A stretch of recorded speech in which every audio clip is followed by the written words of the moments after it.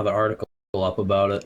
We are live, and if you just heard some voices in the background, that's because we have a very special guest on today. Obviously, we're reeling from the fact that Donald Trump and Acosta, even after his nonsense press conference, had to come out and he had to resign today.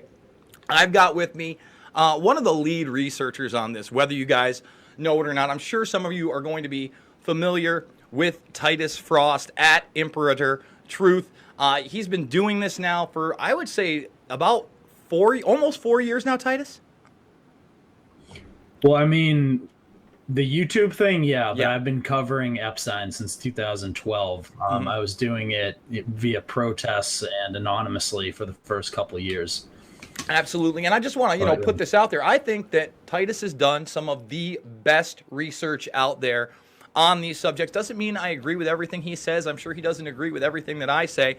But one of the things that I've always really respected about you, man, is that if there is a mistake, if there is a correction, you've never been afraid to put it out there. And I think that's what this is about. None of us are God. None of us are going to get all this stuff right all the time. And especially, it's been 6 days, not even, since this arrest of Epstein. And now a whirlwind of new information is coming out. It's hard to go through all of it. I just want to start by saying thank you for your work and really get your take on what's been happening in the last week. Where do you think this is going, and why do you think this happened? Oh, wow, that's a pretty big question right there off the bat. Thank you for your research as well and all the work you've done exposing this. This is something that reaches towards the controls over all the politicians and the people that control our society, like Hollywood. When you really look at what Epstein Island was, it was a blackmail operation, in my opinion, for Mossad and CIA. And I can back that up with very strange connections like DynCorp helicopters, obviously Ghislaine Maxwell, who we're going to talk a little bit about today, a boat called the Lady Ghislaine, which is another really big connection people overlook. And, just things of that nature. And I really think this is the severing of the ties of one of the main political blackmail operations over our politicians. And I agree 100% with that. One of the things that I like that you've said for a long time is, when someone tries to attack one of the researchers that's heart's in it, like myself, you said, listen, man, you don't get it.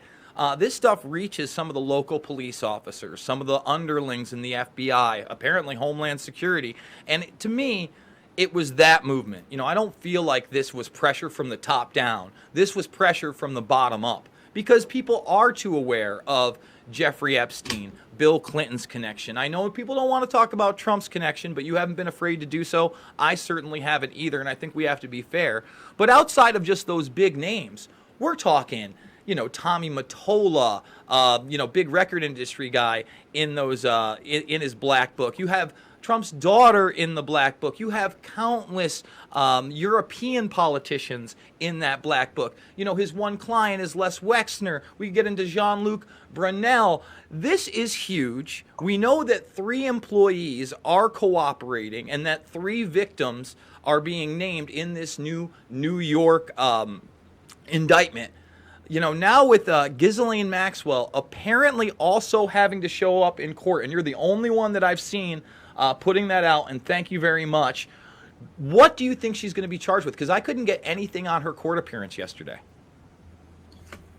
Yeah, so if we read the, the order to appear in court, it just says Virginia Guffrey plaintiff against Ghislaine Maxwell plaintiff. It gives us a case number, which is case 115-CV-07433-LAP. And it's document 969, which was filed July 9th, 2019 out of the Southern District, New York. And it just says, Loretta A. Preska, Senior United States District Judge, counsel shall confer and appear for a conference on July 11th at 2:15 in courtroom 12A to discuss how to proceed. So ordered. New York, July 9th, 2019. And that's just an order to Ms. Ghislaine Maxwell's attorneys to appear in court to discuss, I guess, some ongoing case involving her versus Virginia Guffrey. And yeah, and you know what? Obviously, we can talk about Ghislaine Maxwell, her father, Robert Maxwell, all day. But just came to my knowledge, a lot of people are sending me threads, information. I'm trying to go through it all. But I found a really interesting tweet from Hollywood actress Ellen Barkin.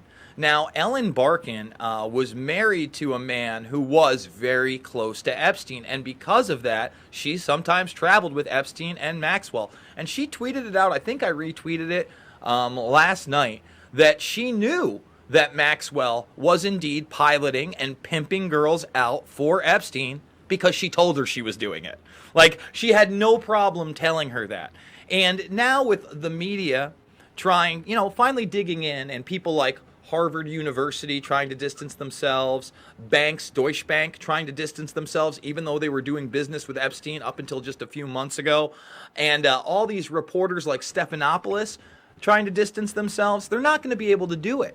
And now the question becomes, who are the abusers and who are the enablers, right? Because there really isn't an in-between. Everybody knew this, Titus. Let's be honest. We've been talking about it for a long time. These new charges are from 2002 to 2005. Maria Farmer's allegations take place in the mid-90s. They don't make Dershowitz look good. I guess what I would ask you is, they tried to sell you Acosta in that big press conference, right? Didn't work. What I noticed the most about that, other than the intelligence officer comment that we'll go over, is that he sounded almost exactly like Dershowitz on CBS, a.k.a. he had to register as a sex offender. The world was put on notice, and he went to jail. They parroted that same bullshit again and again. So do you think there's coordination here? What's your take on that? Yeah, well, I mean, you're talking about two people associated with the Trump administration there, with Alan Dershowitz indirectly, and obviously Acosta directly. So you could clearly see that they want to distance themselves from the Epstein case. I mean, in terms of Trump himself, and I said this on Adam Green's show the other day, Trump, with all the Zionist ties and people like Steven Feinberg, who oversees the National Intelligence Advisory Board, and with Epstein having, a helicopter that is the same tail number as a DynCorp helicopter. And there's all types of connections there. I mean, DynCorp has a history of these types of things happening and then no one getting prosecuted. If you look into their incidents in Afghanistan and their incidents in Eastern Europe, and a lot of the girls that Epstein supposedly was bringing in were coming in from Eastern Europe, same areas that DynCorp was operating. DynCorp's a known CIA front. And then you have, obviously, the Maxwell connections there, and it was clear Mossad Island down there. And all that, ties back to the Trump administration. But from my gathering of intel on Trump, what I've heard about him in regards to that is he's never been to the island. And I've talked to tons of people that work at the St. Thomas airport, which happens to be the one choke point. Every one of the people who went down there, unless they went by mega yacht, would have had to have gone down there through that airport. And I know there's airport employees down there that the FBI should go and get affidavits from, because they've seen discrepancies between the flight manifests and the people coming through the airport. They're reporting people being listed at 21 to 22 to 23, and clearly they're 13, 14. And that island's the main, in my opinion, thing that we need to look at. But the Trump connection to all this, he's never been there, according to them, but they had seen Ivanka.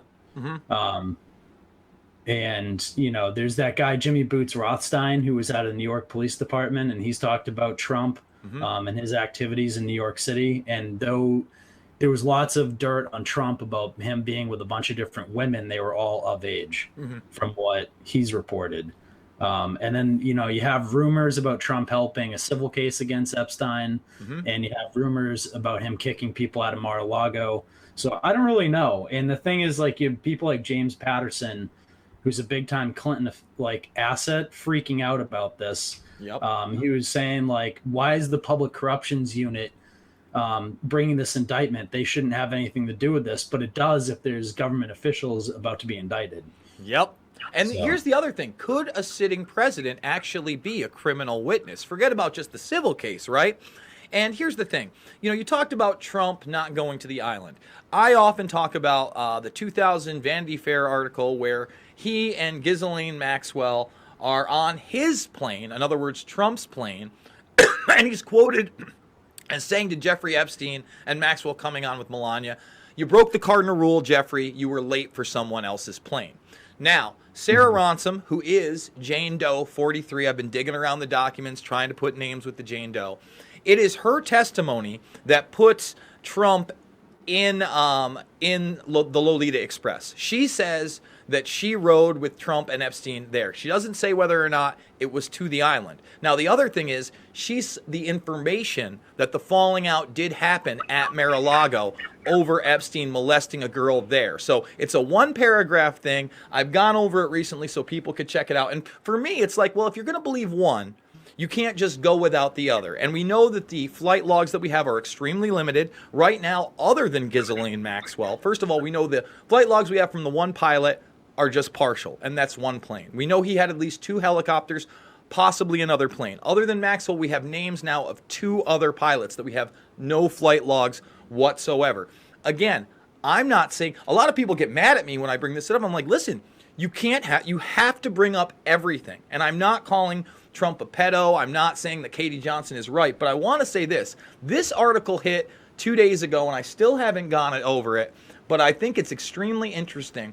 According to this insider, I forget what his name is. I think it's his last name's Harani. I wish I could get his first name right here. But he claims the way that Trump met his wife Melania, which, and I'm not going to give any credence to this because Webster Tarpley lost in court to this, but Tarpley accused her of being basically a high-end prostitute. And we know that goes on through these modeling industries. He lost in court. That's the only thing I'm going to bring up about it. But this article says at Mar-a-Lago, Trump and Epstein together in, I believe it was in the late 90s or, yes, 1992, early 90s, in which 28 young women from a calendar girl competition came, and it was just him and Epstein, and this is the first time that he met his wife. So, again, I don't know how much credence is out there, but it's in the New York Times. It's George Harani. He's a Florida-based businessman who ran American Dream Enterprise, and that could be a large connection because, again, they did run in enough circles, not only in this social circle, but if you look at Steve Hoffenberg and Tower Capital. Yeah, I was just about to say exactly. I was just about to mention Hoffenberg. Yeah. Let's talk about that for a minute. So what's really bizarre is Steve Hoffenberg ends up being the head of the largest super PAC for Trump after serving a prison sentence for Tower Capital in what was a very large Ponzi scheme. Now, what's even more bizarre about this is, after he gets out of jail, they rehire him. Usually when you go to a jail for defrauding a financial institution, they don't rehire you. They rehire him. And now, and I'm going to bring these court documents up for everybody to look at, there's actually a lawsuit going on between Hoffenberg, who is, again, at the head of Tower Capital International, and Jeffrey Epstein. He says Epstein was really the one behind the entire Ponzi scheme. So this one, I believe, was filed in 2018. But for Hoffenberg to still have all this money and all this influence in the Trump campaign, and the fact that when Trump did know Epstein, all of these shenanigans financially were going on, there has to be a financial tie as well. Yeah, well, I mean, if you look into, what is it, the Medium article I covered a long time ago, Hoffenberg, 2016, Hoffenberg attempted to reclaim money for Ponzi schemes from his ex-associate Jeffrey Epstein. In June 2016, Hoffenberg launched a super PAC to elect Donald Trump. So some of the money that Hoffenberg made with Epstein has been used to help elect Donald Trump. So, I mean, you want to talk about dirty money entering politics right there. And a lot of people talk about Leslie Wexner, rightfully so, when talking about Epstein. But if you really dig into it, Hoffenberg was Epstein's mentor, not Leslie Wexner. Leslie Wexner was just, one of these guys that he worked with. And the allegations are basically that Wexner was helping some of the models that were getting abused for modeling positions get into the industry, obviously.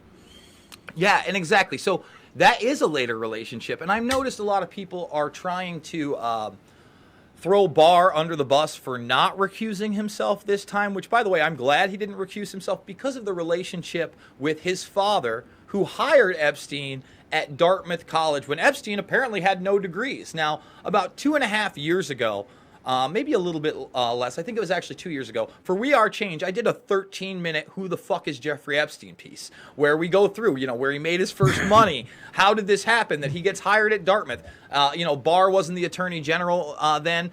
He was very much under my radar, so I didn't include that.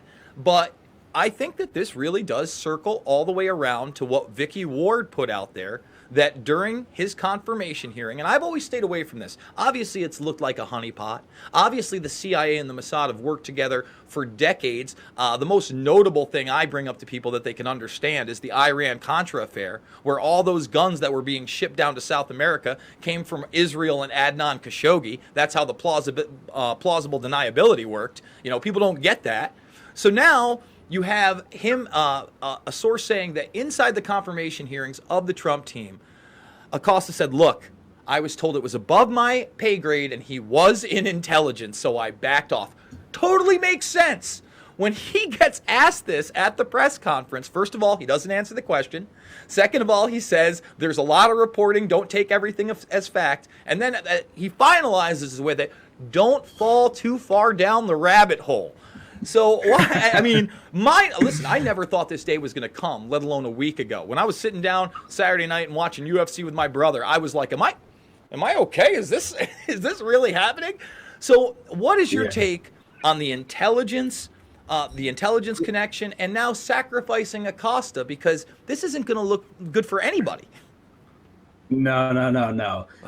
So let's do exactly what they told us not to do, right? And take just a short little trip down this rabbit hole, okay? So if I can pull this up just real quick. I tweeted this out this morning. Okay, so the Lady Ghislaine, which is a mega yacht that's owned, obviously, by Robert Maxwell back in the day. And he was actually murdered on this boat. Okay, so if you look into the Robert Maxwell murder, that took place on this boat. And Robert Maxwell is a top-level Israeli super spy. Okay, you can look into what he's done, stealing the Promise software, allegedly, things of that nature. But the Lady Ghislaine was also previously known as the Lady Mona K, and was owned by Khashoggi. Sorry, I have a phone call coming in. That's all right. Okay, hold on. Mm-hmm. So owned by Robert Maxwell first, but previous owner of it, the Lady Ghislaine, under the name Lady Mona K, was Imad Khashoggi, which is obviously related to Adnan Khashoggi. So there's just like another connection right there. You have this mega yacht that went from the Khashoggi family over to Robert Maxwell, and then Robert Maxwell renames it after Ghislaine Maxwell, and Robert Maxwell ends up getting murdered on this vessel. But you know what? That's still in question, just like his Mossad connection. You look at that super spy book, and even international outlets that sometimes kind of like, all right, yeah, he might have been Mossad, they barely mention it. Dershowitz, actually, in his testimony, Titus, talked about how he may have been in contact with Ghislaine prior because he did an article on the death of her father. I'm not sure, did they recover his body ever? Or is that, there's so much mystery around that Robert Maxwell, and something I've talked about for years, Promise and Carnivore software. When I talk about this track trace database society, this didn't start with smartphones. This didn't start with Google. No, this started when technology was able to split off servers, Hepting versus AT&T, during the 90s in all major telecommunication companies. Well, how would you go through all those communications? The software of Promise and Carnivore, which would look after keywords and make connections. Now, Maxwell is alleged to have actually gotten that software and not only given it to Israeli intelligence, but kind of sold it to the highest bidder as well, correct? Mm-hmm. Yeah, exactly. Exactly. So, I mean, this is why a lot of people think the Epstein Island is a Mossad operation, because of all these, strange ties to different things. And like you can see, the interesting thing to me about all this is the fact that the Southern District, New York, is trying this case, and you have Weinstein obviously being tried there. You have the Nexium group being tried there, and there's clear ties between Epstein Island and Nexium. And last night, Homeland Security and the NYPD, it's going to be tried in the Southern District of New York. I can guarantee you. We'll find out more today. Go and get R. Kelly. And we know there were allegations that he was trafficking some of those young girls, too. The one thing that worries me a lot about the R. Kelly case is somehow Michael Avenatti connected himself with this case, and he was the one to get these new tapes. And as you know, but a lot of people don't know, Avenatti was secretly working for Claire Bronfman under the Garagos legal team. And when that was revealed in court, she apparently almost fainted. Avenatti, not a good guy, but like you just said, this is all coming out of New York, man. And I don't like the Bronfman deal, and I don't know where all the other sentencing is going to go until we get there in September. But I do know that Salzman, for instance, Nancy just tried to get her ankle bracelet taken off and her house arrest reduced, and the judge said, fuck no. So that's a good sign. I know, totally insane. I talked about how Claire Bronfman is still having meetings with these people, how Nikki Klein, who was in a sham marriage still with Allison Mack, is apparently, from some reports, now running the New York branch of this operation. So that hasn't even been dismantled yet. And we can already talk about the on the wrist that Claire's getting. 21 to 72 months. If she gets more than 27, she can appeal it. She's bound to be in a country club style like jail. You think she's going to Gen Pop. She's not. So what's your take? Are we going to see more indictments and charges in those cases? Are they just biding their time to maybe connect them? Because, I guess now would be a good time to connect them through a woman named Pamela Kafritz, right? Yeah, Pamela, that's a really good one to do it through. That's the name that connects Nexium to James Alefantis. Because Pamela Kafritz was the former head of the Nexium cult before Keith Raniere, and she bequeathed her money to, whatever, her children, whatever, and now it's the Gwendolyn Kafritz Foundation, which if you pull up Transformer Art Museum, which is James Alefantis' art museum, they're one of the main sponsors. And there's a whole bunch of connections there in the art world between the Nexium people and James Alefantis, like Marina Abramovich.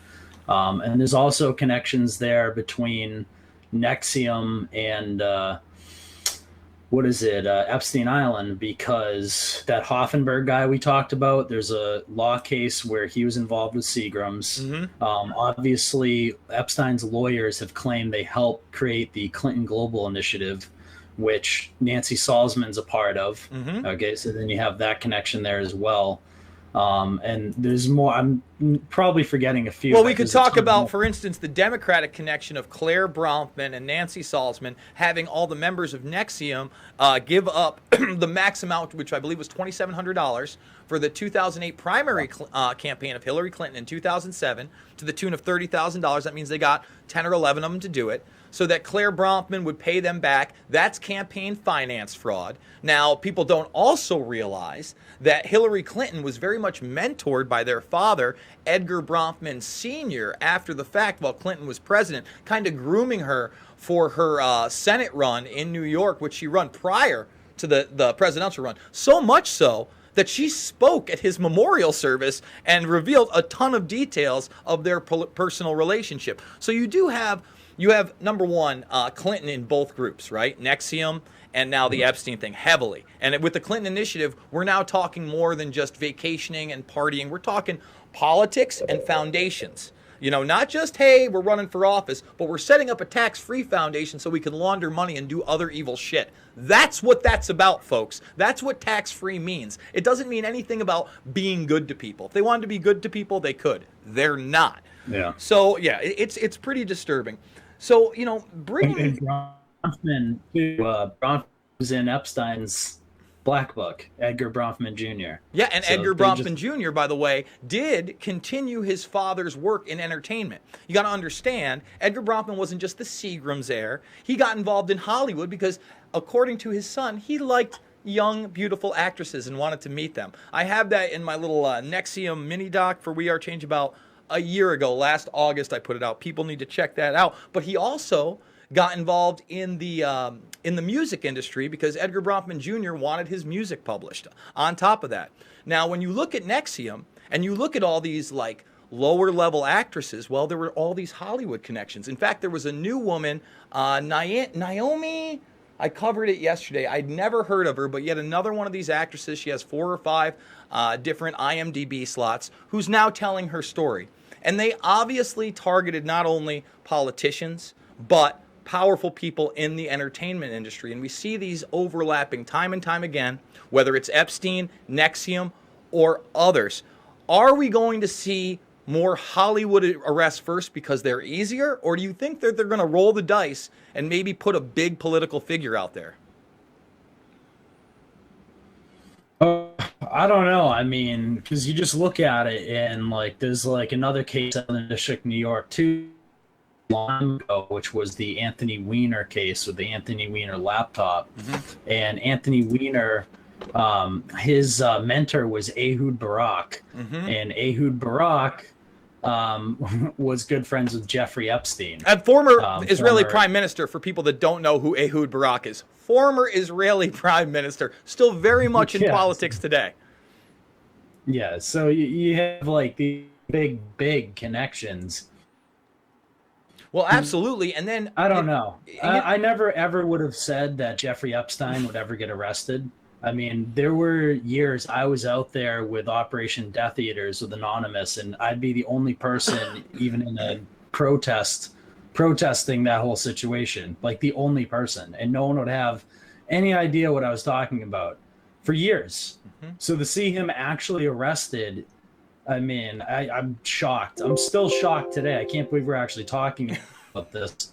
Well, you know what? It's because of guys like yours work, man. Believe the hype. You know, a lot of people, you know, and by the way, I've seen people being like, oh, we don't get credit. I don't need any fucking credit, man. The credit I need is these guys going to jail for the rest of their goddamn lives and us changing the system. I don't care. I honestly think the Miami Herald has done an amazing job. You know, I followed their research behind the scenes, and they contacted over 80 of Epstein's victims. You know what I'm saying? And then it was 60 of them that are working with them. And now they're saying at least 7 people have come forward. I would say this. We still have to take a lot of these with a grain of salt, especially the new allegations, because they may try to put a turd in the punch bowl, a.k.a. get somebody to make claims that are false on purpose to try to discredit some of these other women. But at the same time, I don't think we've scratched the surface at the number of victims. For instance, it's now coming out, even though we knew it through the DOJ reopening of the investigation, Epstein didn't even plead to the 14-year-old girl.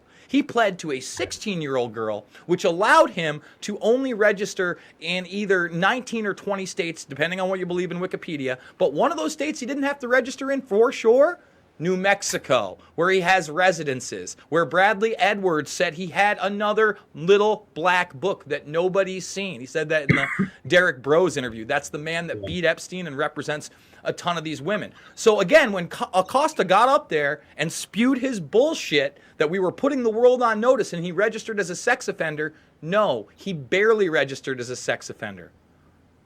No, I mean, just go talk to anyone who's down in Virgin Islands and they'll tell you that the activity never. So registering him as a sex offender or not never made a damn bit of difference. The guy never stopped his activity and people are still being abused on a regular basis, you know? And you know what? That's also in these lawsuit allegations. If you read number 43, Jane Doe 43, who's Sarah Ransom, I think that was filed in 2017. It goes through not only her things, but it says the network is still going today.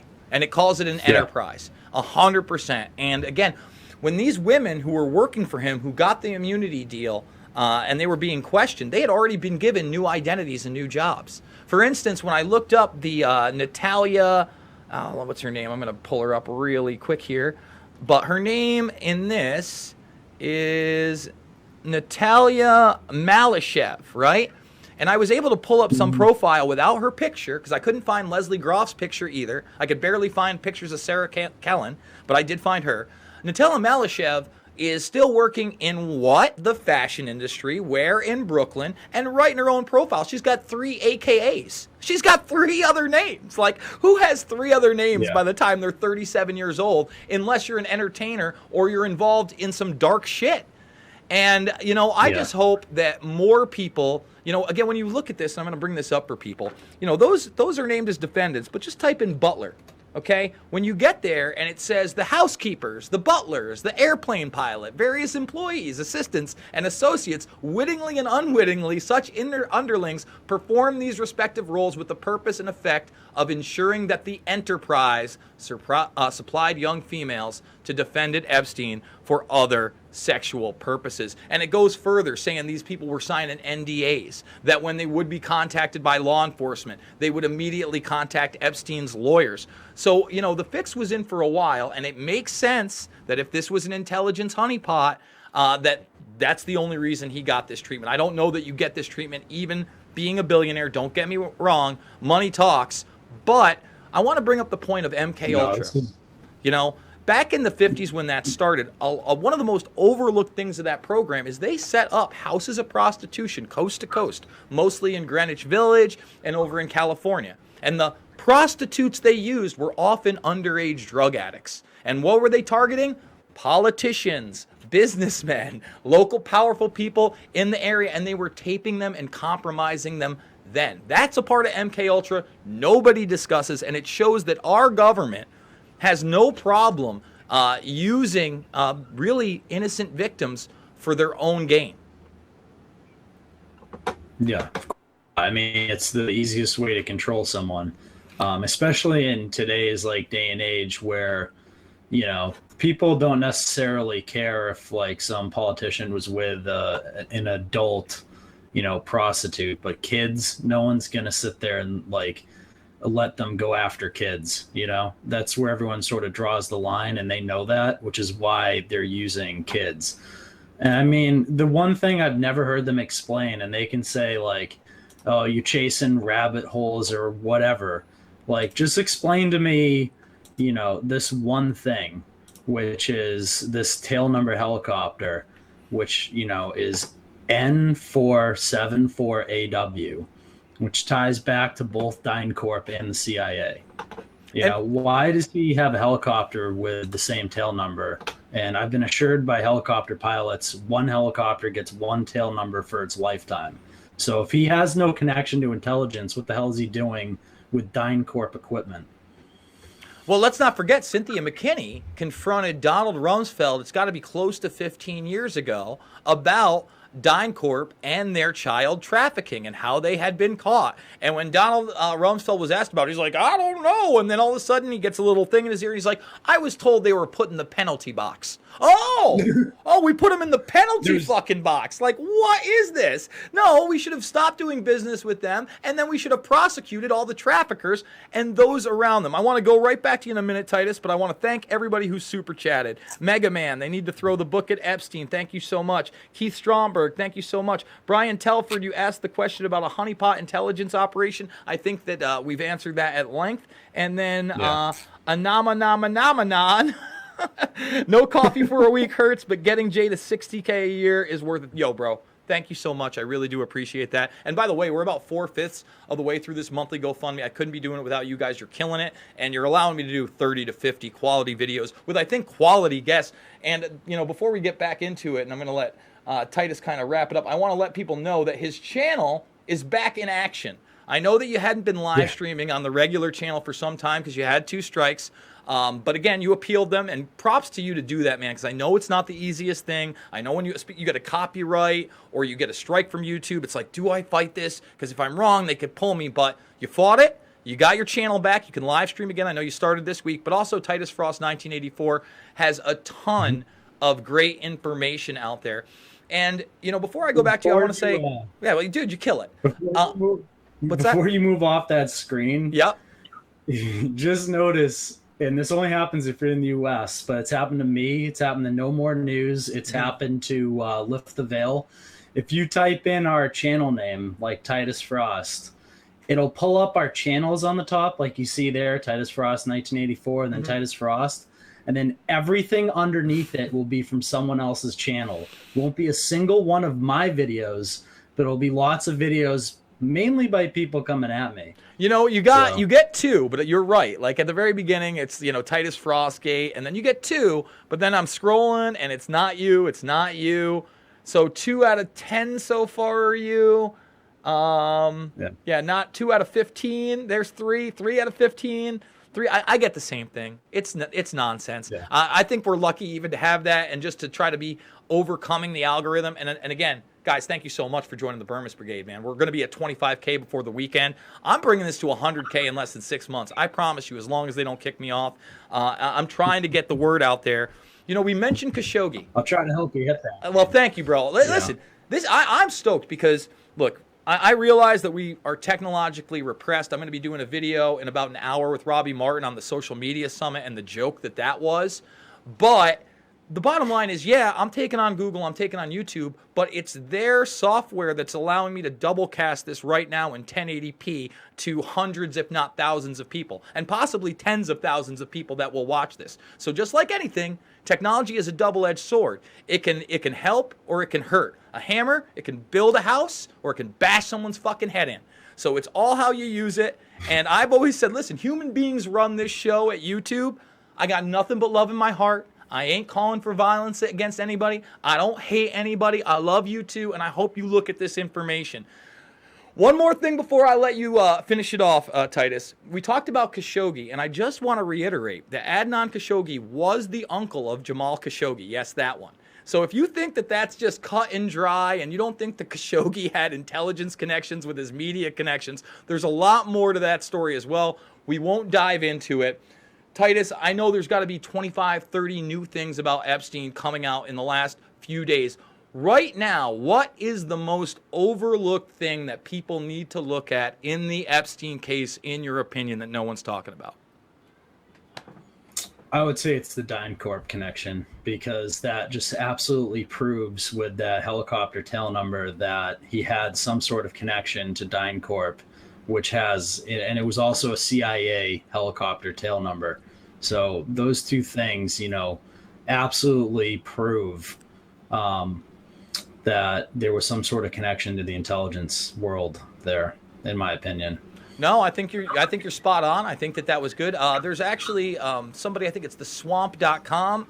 He sent me something. I'm looking at it. He's looking at one of these people on the flight manifest he believes to be Israeli intelligence, and it's very possible. You know, he's an attractive woman in the modeling community, had a lot of tech connections. It very much looks like he may be correct on this, but I like to do my homework first, and I'm totally going to give credit when I do that video. We're going to be updating this one. I'm going to show you Dershowitz on Laura Ingraham last night. I'm going to show you the James Patterson interview that you talked about, Titus, and we're going to be covering a plethora of issues throughout the day. Guys, now's the time to thumbs this video up, share it, and join the Burmese Brigade if you haven't yet.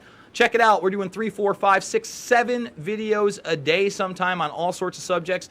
Assange, technology, China, Netanyahu, Assad, the president, Edward Heath, Jimmy Savile, and so much more. So many of you have already supported me through the GoFundMe. Thank you so much. Make sure you subscribe to Titus. He does some really great drive and talk videos, and I know that I've gotten some really good researching points from his stuff. I want to thank Titus once again for joining us, and hopefully we're going to be doing this more. Guys, seriously, subscribe to Titus 2-3 times a day. He kicks out videos that I think really matter. And, dude, just keep it up. You're killing it. I love you. Yeah, dude, you're killing it way better than me right now. You're pumping out way more content. Yo, bro, you're married. See, I know how it is with, like, I got the kids in the other room. You know, it's summertime. We just got them from the camp. But you're married on top of the kids. And, you know, just for me to find the time to do this, that's why sometimes it's at 6 in the morning. Sometimes it's at 2 in the morning or at noon. I'm trying to work around those schedules. But I know how hard it is to be an actual family man and not somebody that just sits up there and tells you how he loves Jesus Christ. And I'm telling you right now, listen, as God is my witness, I will bring these demons to justice. But I'll marry a hooker after I divorce my wife. I hope he doesn't make a mockery of this whole Epstein thing. It's already started. You know, Alex Jones, please, if you're hearing this out there, just leave the Epstein thing alone.